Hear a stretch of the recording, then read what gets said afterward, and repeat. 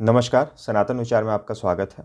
अगर आपने channel subscribe नहीं किया तो कृपा करके सब्सक्राइब करें, वीडियो को लाइक करें, शेयर करें, कमेंट करें। आज हम श्री रामकृष्ण तपोवनम तिरुचिरापल्ली द्वारा प्रकाशित श्री आदि शंकराचार्य कृत भज गोविंदम पुस्तक पर चर्चा कर रहे हैं। स्तोत्र है ये। इसके अंग्रेजी में है पुस्तक। अंग्रेजी में अनुवादक और व्याख्याकार श्री सिद्धांत तुलसी जी हैं। प्रकाशन जो है ये तिरुचिरापल्ली तमिलनाडु में बेस्ड है। तो मेरा अनुमान है कि ये जो पीछे जानकारी दी गई है ये शायद तमिल भाषा में दी गई है। भज गोविंदम बाई सिद्धांत तुलसी, श्री रामकृष्ण तपोवनम, तिरुपराईथुराई, तिरुचिरापल्ली डिस्ट्रिक्ट। कुल पृष्ठ इसमें 188 हैं, जिसमें 183 में मूल स्तोत्र है और मूल्य 32 रुपये है। टेबल ऑफ कंटेंट्स है।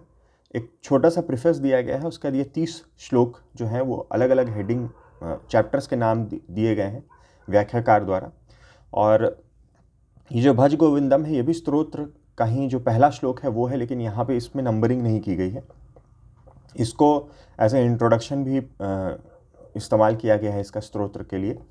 कुल मिला के टोटल 21 श्लोक हैं इसमें और सभी की व्याख्या भी दी गई है।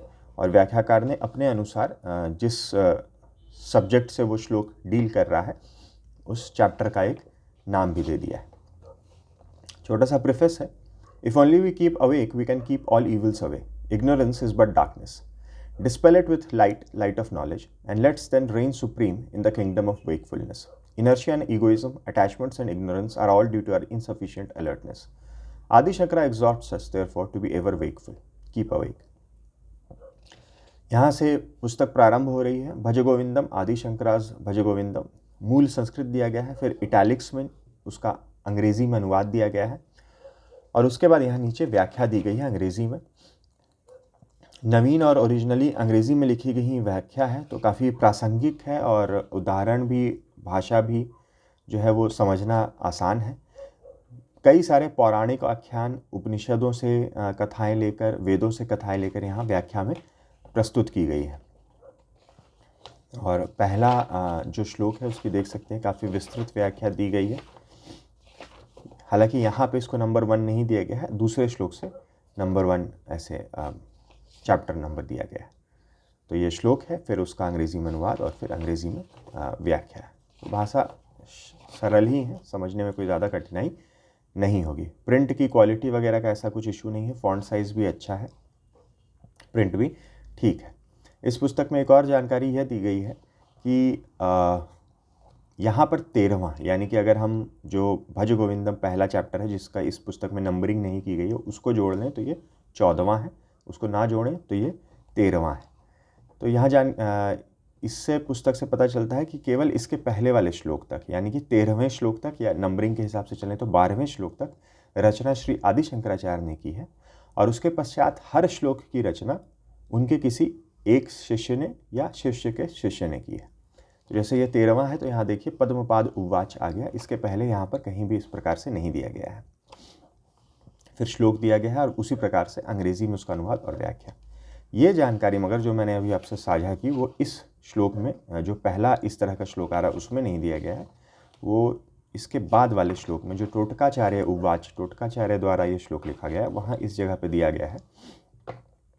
यहाँ अपनी व्याख्या में व्याख्याकार लिख रहे हैं, Adi Shankara is a person of enlightenment. He is a flame with spiritual illumination. He has lighted the lamp of spirituality in his disciples as well. They are Sureshwaracharya, जिनका संन्यास ग्रहण करने से पहले नाम मंडन मिश्रा था, Hastamalaka, Totakacharya and Padmapada. All the four are spiritually ignited. They and their disciples, in the like of Adi Shankara, have composed the stanzas from 13th श्लोक onwards. अगर पहली आप गिने तो 14th श्लोक onwards, to dispel ignorance and to enlighten the souls. The first 12 shlokas are supposed to have been composed by Sri Shankara himself. पहली अगर गिने तो 13. All the rest are written by the disciples of Sri Shankara. The 14th one is a stanza of caution, not only to the aspirants but to the public as well regarding unripe renunciation. And the warning words of caution are from the great टोटकाचार्य. तो जैसे पहले हमने देखा, पहला पद्मपाद था, फिर टोटकाचार्य द्वारा था, फिर यहाँ हस्तामलक द्वारा है ये सुबोध, फिर वार्तिकाकार, नित्यानंद, आनंदगिरी, दृढ़ भक्त, नित्यनाथ, योगानंद, सुरेंद्र, ये सब इनके शिष्य हैं या शिष्य के शिष्य हैं। मेधातिथि। तो इस प्रकार से श्लोक, अंग्रेजी में श्लोक का अनुवाद और फिर अंग्रेजी में व्याख्या दी गई है। पृष्ठ संख्या 183 पे जो मूल स्तोत्र है वो समाप्त हो जाता है, उसकी व्याख्या। और आखिरी पृष्ठ पे श्री रामकृष्ण तपोवनम द्वारा प्रकाशित कुछ और ग्रंथों की अंग्रेजी में जो पुस्तकें प्रकाशित होती हैं उसकी जानकारी दी गई। तो ये थी कुछ जानकारी श्री रामकृष्ण तपोवनम द्वारा प्रकाशित श्री आदि शंकराचार्य की भज गोविंदम के बारे में। वीडियो देखने के लिए बहुत बहुत धन्यवाद। मिलते हैं अगले वीडियो में।